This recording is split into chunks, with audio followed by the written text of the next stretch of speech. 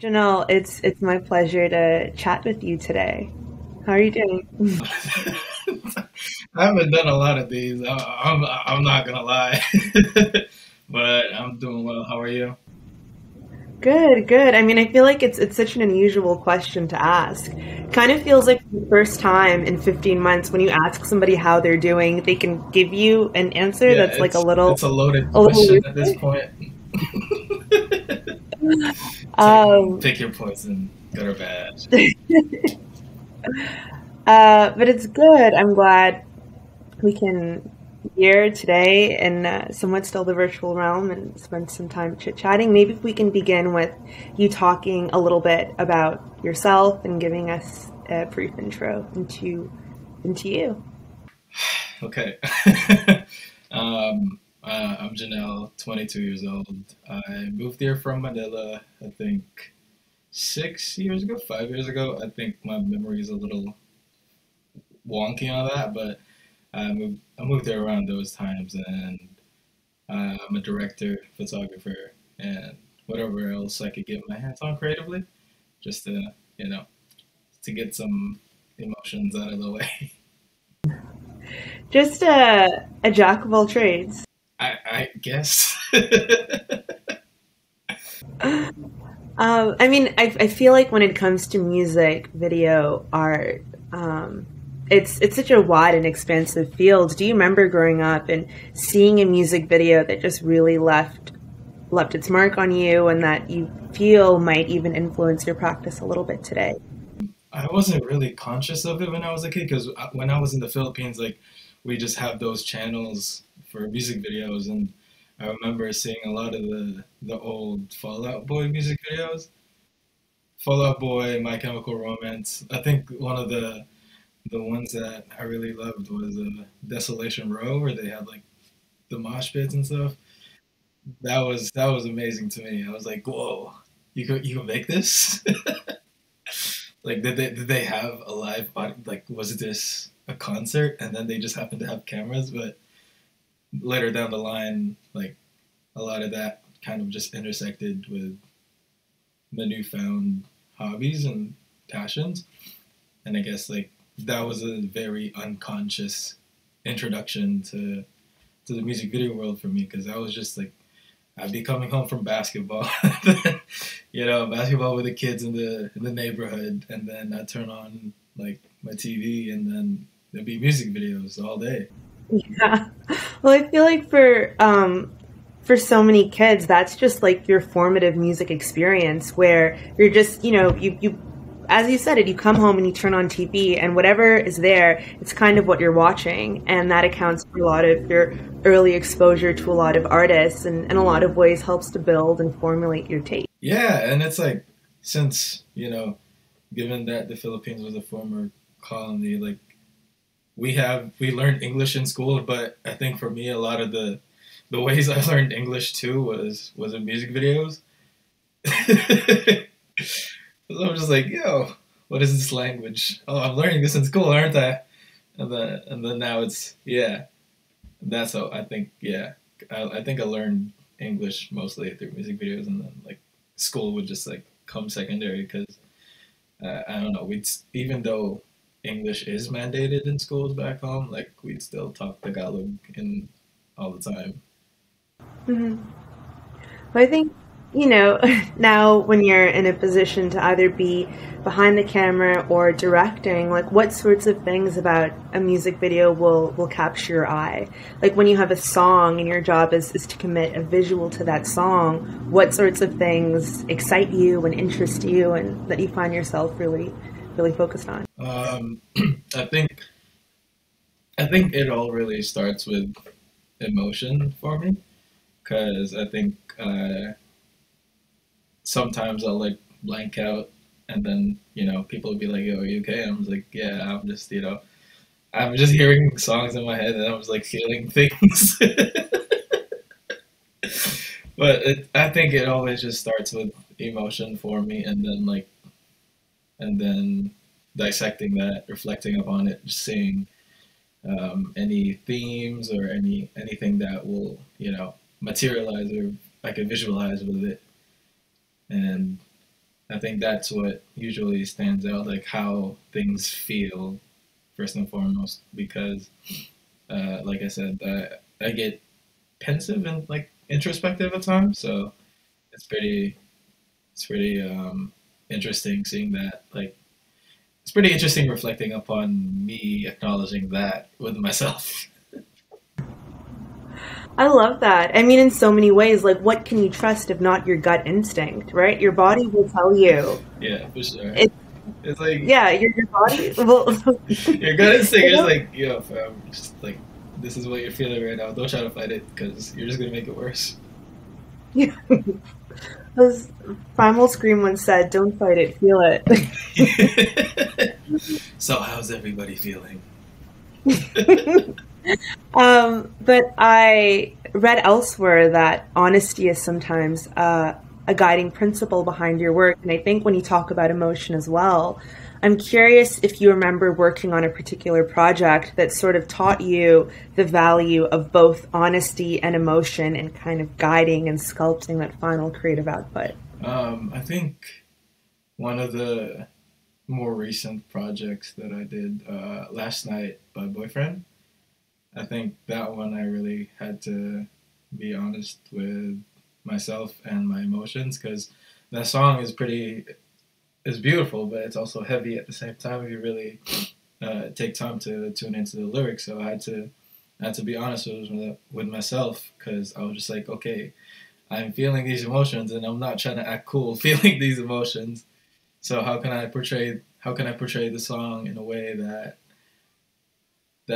is fully honest with myself and with the song as well, and try to be honest in a way that's not just trying to pick the easiest. I don't know what that thing is called, like easy fruit from the tree or something. Oh, low hanging fruit. Yeah. I'm not trying to go for the low hanging fruit. So Yeah. I think that was a main thing over for that, and just really also being honest with picking out the influences for that video. I mean, when I say honestly picking out influences for a video, it's not really just picking out whoever is cool or whoever is trendy and or like whoever's like the popular pick for gathering influences from, but honesty in a sense that this other director, Jim Jarmusch's work, really speaks to me. So I think that's the route or the main influence that draws me towards trying to draw influence from his work and then applying it into my own vision. I am really glad and really appreciative that you mentioned this tension with like not trying to be too cool and just being really accurate with where things come from because I feel oftentimes there's this tendency to want to dance around influences and not actually name them exactly for what they are. And I think that can sometimes pose an issue where people get confused about where things come from because that through line isn't established really clearly. Yeah, and it's also just like people. I don't want to generalize, but also it's like a lot of with how accessible things are nowadays.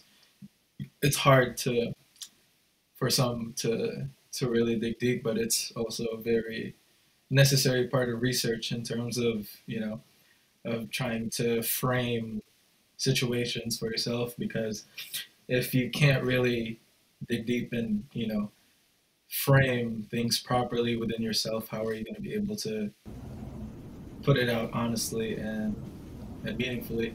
Mhm. Yeah, I mean, I think so often when you're building your own practice, it's like you just pull it from as many different places as possible, and then you get this thing that's uniquely yours. It can't be anybody else's because you kind of painstakingly put it together from a bunch of different kinds of teachings. And I mean, just looking through your portfolio, you do a little bit of everything. I feel, and I'm curious when you are in the director's role, how do all of those skill sets, when it comes to editing, when it comes to cinematography, when it comes to color correction, how do all of those things come together for you? I think it all just really applies to it all comes together. I'll be honest with you, just through memory. Like when I'm trying to, when I'm editing something and something like snaps in my head, like, oh, maybe you could do this, like how, so and so was able to execute it like that. And it might sound weird, but I think it's like the acquired knowledge out of everything in application. It's like, because a lot of it, I would say, is unconsciously happening. I don't know. I'm not aware that I'm doing those things, but it's because of everything that I'm taking in that I've internalized them fully and I'm applying them to my work without even fully realizing it until later on, and I'm just like, oh, say word. But I think one of the things that would be that is more conscious is in terms of cinematography, because cinematography is very visually oriented, and even though I do have memory that serves me in that realm, I think a lot of it too um, is trying out new things and seeing how directors were shooting stuff back then with with less technology than we have now. So that process is very interesting to me because it's just like, okay, so let's say Fellini did that shot, how can I like try to borrow from him and just like take it as my own and do things that way, or how would Jim Jarmusch shoot things, and just like, yeah, it's really internalizing the stuff that I've taken in, and just like applying them to my practice, I guess. Yeah, I mean, I think that's huge. I think to me, like that is the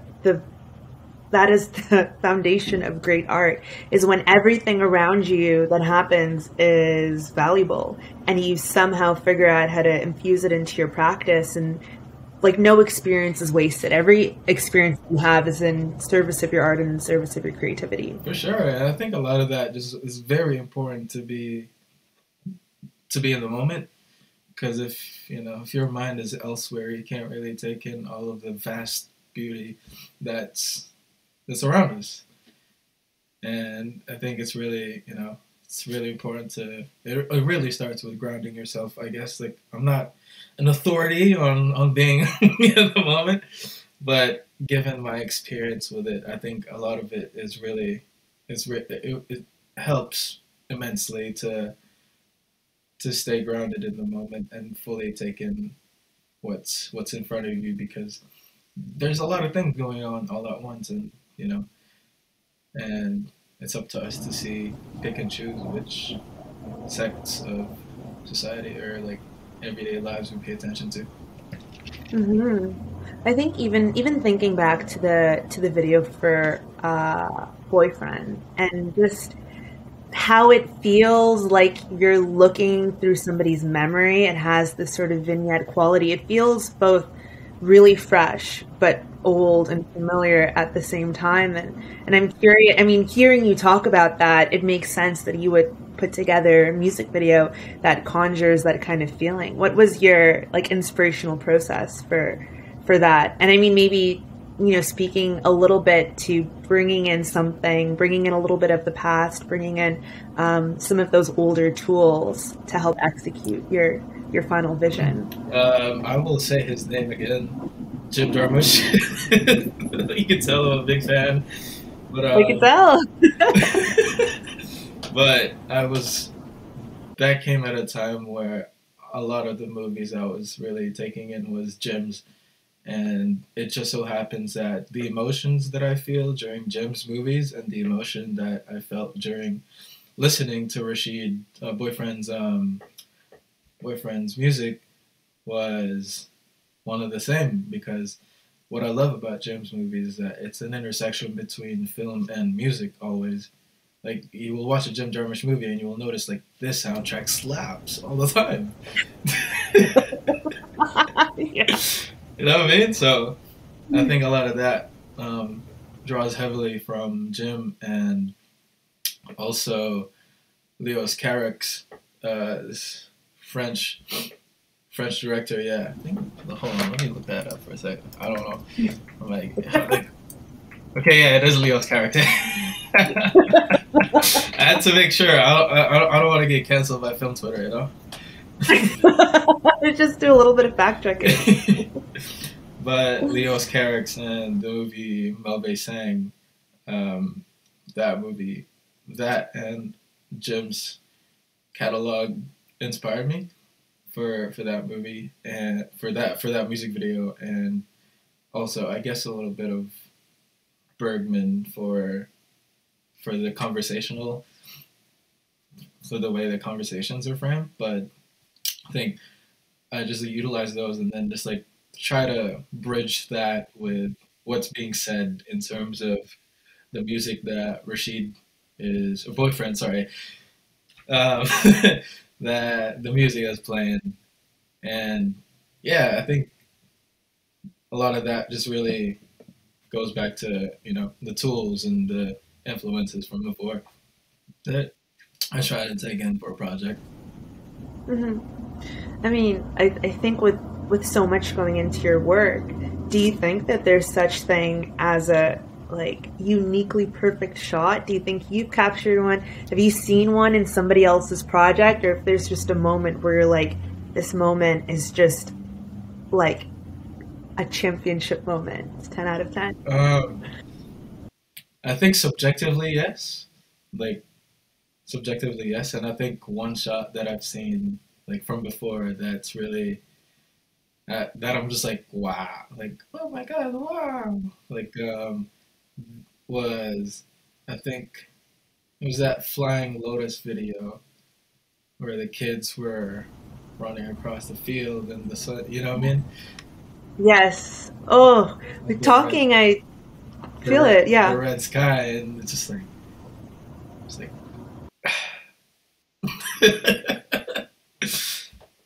like there's that, and I think more recently the I think I really love that shot from that Mustafa video Air Forces where the camera jibs up where the aunties are counting money like that. I think those are beautiful shots for me.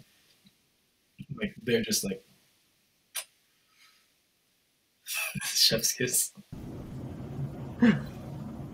Yeah, I mean, I think it's so important to kind of see those moments and just pay homage and honor them, because so often things can just be moving really quickly, and I think that there's a lot of value in just zeroing in and focusing on some of those small details. Yeah, and I think like for I think for me at least, like for me a shot that makes it perfect is just like it's one that's loaded with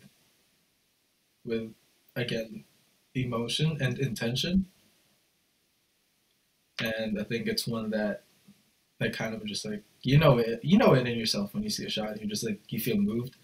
I think that for me is a is subjectively perfect shot. Absolutely. All opinions are my own. Well, I think in so much video and film work, I mean, collaboration is such a huge part of it. It helps inform your taste, right? We're talking about perfect shots, and sometimes you have your own revelation where somebody around you is like, hey, wait, like, take a look at that. Like, this is what you need to be paying attention to. And when that happens in a really healthy creative ecosystem, those, like, your taste and your ability to recognize good work just keeps getting reinforced over time. Yeah, and I think too, like on set, if you're directing and then you have one shot of mine, but then your cinematographer is like, but wait, hold on, let me show you this. Like, I think for last night, a lot of that, like me and Ali Kershid, the cinematographer. So a lot of the music videos from my portfolio are shot by him, and a lot of the collaborations that we've had always just comes from either Ali giving suggestions for shots, which makes it look even more beautiful, or just like us trying to find a middle ground of a shot for us to to come together with. Like I owe a lot of those to him. I wonder if you can tell me a little bit about Pupil and your experience working with them. So Pupil, I think I've only come to work with them recently, but I've always just been an avid listener of Sean Leon for years, and it, from even from then, it's always just like they're trying to do things independently. That given that independent route that Sean has taken, I think Pupil is a great step in terms of independence and taking control of your artwork as your own, as opposed to relying on big labels, big institutions to bring your name out there. Hmm. Yeah, and I think like, sometimes that starts with a story kind of like yours where it's, you don't have to go to film school to develop a portfolio and like learn how to make this thing that you love and learn how to hone your craft. Yeah, Like there's a lot of ways around that, and there's so many like unbelievably spectacular examples of the total benefits of just being independent in your yeah, and practice. it's just also I think the passion that you have in yourself to do things that carries you beyond the now. I guess it's like if you really love doing something and you're really hungry for it, I think that goes so far in terms of what can be done with what you have. Definitely. I mean, you've worked pretty closely with Glenn Michael and Christo at Kid Studio, and I mean, I would just I love stories of creative collaboration and how those things come together, but also just how teams get close to each other and build relationships and further their own approach to their art because of that. I mean, what has that been like for you, and what have you maybe learned about your own practice in the process? On record, I will say I will not be On here. record. On record, I will say that I will not be where I am right now if it weren't for Kid, for Glenn, for Christo, for Vince, for Julian, for Red. Like Kid has really helped me in terms of coming into my own, not just as a director but also as a person. Because first time I got in contact with him, I think it was 2017, and I started off as a PA, and then I got more into directing. So they took me under their wing, and with that, it's been beautiful because I could go to them. Like I have the honor of calling them my friends now because it's like they're no honestly No, I was they're like, that's so they're sweet. my big bros. Like Yeah. I love them because I could go to them for advice, or I could go to them for stuff that I need help on, and even just like things that even just like everyday the human side of things, I could go to them for advice because they really are there for the people that they hold close, and I think that's it's amazing. And like I said, I a lot of the opportunities and the growth that has happened within myself, I think a lot of that has been because of their mentorship, and I've learned a lot. I learned a great deal from them, and I'm forever I'm forever in debt to my big brothers. I mean, what is more beautiful than being able to hand roses to people who have just given you a lot, right? To hand roses to your mentors and people who have just opened a lot of doors for you. Yeah, for sure, and it's yeah. I'm to honestly like to this day, I'm still just like, yo, is this really happening? Because because for the longest time, I've been um, an avid fan of their work, and to be able to to call them the homies is is an honor. Like I said before, it's amazing. Like, On the topic of just like giving your skin a little pinch, making sure things are real, have you had a moment just in your career so far where you've really had to be like, whoa, is this real? Is it not? Like it like, kind of blows you away in the moment because how could it not? Um, I've had a couple. I've had a couple. Um, I think in the non-directing realm was when Crystal hit me to edit like the Ryan Trey Bryson Tiller video for Nowhere to Run, and because I was back when I was living in the Philippines, I was just like, yeah, I'm getting curved listening to Bryson Tiller, uh, but now it's just like I get to. It feels like a full circle moment that I was able to work on that project. Um, Also, I think one of the few times where I was just also like pinch me um, was when I got to me when me and my co-director Devontae Thomas got to use a dolly for the first time for the Wiz the MC video for a minute because I was like, yeah, I'll see this. Like, oh, we're not on sticks anymore.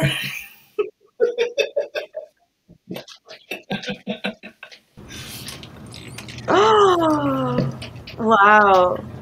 Yeah, but that's the thing. It's like when all of those milestones are happening, like sometimes you just like you're just living your life and then they're just coming up in your path. Yeah, And your job is to sort of recognize them and pay attention to them and kind of honor them when you yeah, come into contact. for sure. And even just like with the Lipsett award, I had to.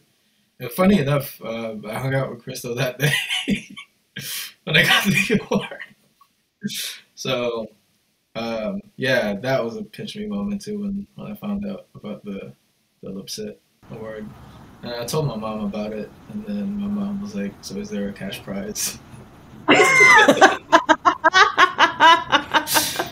was like, "No, there's grant money for equipment." Well, I mean, Because it's so funny. immigrant parents, like, God bless them. I 100% agree. I mean, they're asking the real question. Yeah. Because it's just like now I'm fresh out of university, so they're like, "What are you gonna do with yourself?" And I was like, "I'm gonna continue film because this is what I've been doing for the last 4 years. Like, I skipped classes for this off the record." We'll keep it a secret. We'll cut that out. Yeah. Yeah, like in between classes and in between classes, vacations, like I've just been working in film for the last 4 years. So it's great to fully just like go back and reflect on how far the journey has been and how far the road ahead is. Hmm.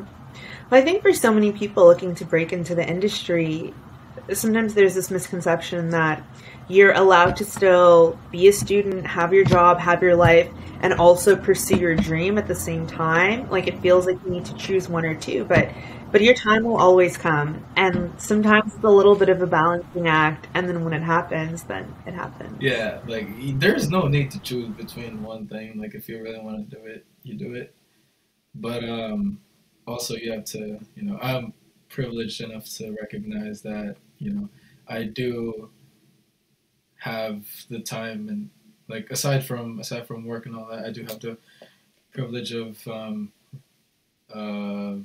just having access to to the necessary tools and that's allowed me to grow in terms of creative. But going back to that point, I think yeah, a lot of it you don't have to choose, man. You don't have to choose. It's there. What's for you is for you, and a lot of a lot of things. I think one of the biggest things that needs to be unlearned is the sense of comparison because people are at different points in their lives, and just because they're at one point doesn't mean you're in another. Like everybody's in their own lanes doing their own thing, and there's no need to compare your success to other people's success because I think it was Teresita Fernandez, amazing artist. She said the work of the work is only. This isn't verbatim, like I can't remember it word for word, but what she said was the work of the work is only made true, or you're the only person that knows the work of the work within yourself. Uh, oh, yeah, there it is. The work of the work is only made available to you. It's not word for word, but it's close, right? The work of the work is internal, and oftentimes it's not glamorous. So it's yes. So I think a lot of that, and just I think keeping keeping yourself in track in terms of your goals and where you want to align yourself in life is a big one too. Like I was doing school, I had part time work, and then I was in film. But I think my love for my love for cinema has always just brought me back to, you know, has kept me grounded for the longest time, and I think that's I'm very grateful in recognizing that in myself. It's so interesting to hear you talk about the importance of of just, to say it simply, just knowing yourself, and not only just knowing yourself, but just trusting yourself and trusting your intuition and trusting your taste, and trusting that the things that will come to you will kind of come to you in its good time. And for you in particular, the Lipsett Award is given to somebody who displays innovation and a creative approach to their work. And I mean, what does innovation mean like to you? I feel like this whole conversation has sort of been a deep dive into it, but I wonder if when you hear that, it sparks something that comes top of mind. I think for me, given that a lot of things has already been done in terms of in our industry. I think innovation to me at this point is creating work that is uniquely yours, and that that provides a fresh perspective regardless of execution. It's like bringing a fresh breath of air somewhere, wherever whatever industry you're in, and just like it's a break from the trends, I guess, if you would call it that. And and yeah, I think innovation to me is really just now a breath of fresh air in terms of the final product and what's being presented, because a lot of the execution methods have been done in the past, but now we're just like referencing them in our own way, with a 21st century context to fully integrate them in our own execution systems. And just like I think that to me innovates processes and products and a lot of things. Like yeah, Well, I just wanted to really, really thank you for this conversation. You shared so much wisdom and so much knowledge, and this conversation felt extremely rich. So it was my pleasure to share this space with you. thank you for having me. And it's just I don't know. I think for me, like I recognize that I lack the experience of my peers. So I'm not I'm not what do you call that? Sorry, my brain is doing its thing.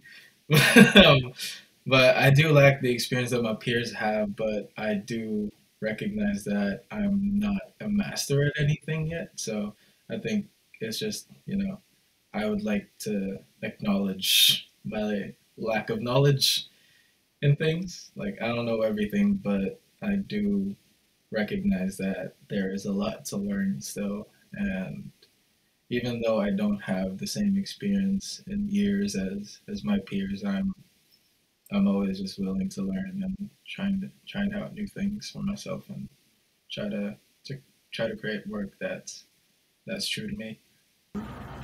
I think I think that's a really beautiful note to wrap things up on, and I think a really positive intention to sort of set and hopefully remind people who are watching. For sure, and shout out to all my immigrant kids. Shout out to all the Yes. immigrants, immigrant families, immigrant kids. people in the arts that are scared because they think that their family are going to kick them out of the house. This one's for all the immigrant kids, you know? Yeah. It means the world to see somebody doing what it is that you want to do. Yes, for sure. And, you It know, means the world to have that one example to see somebody be like, I can do that. yeah. Shout out to immigrants, man. I love them. I love you all. We're all in this together. ESL gang for life.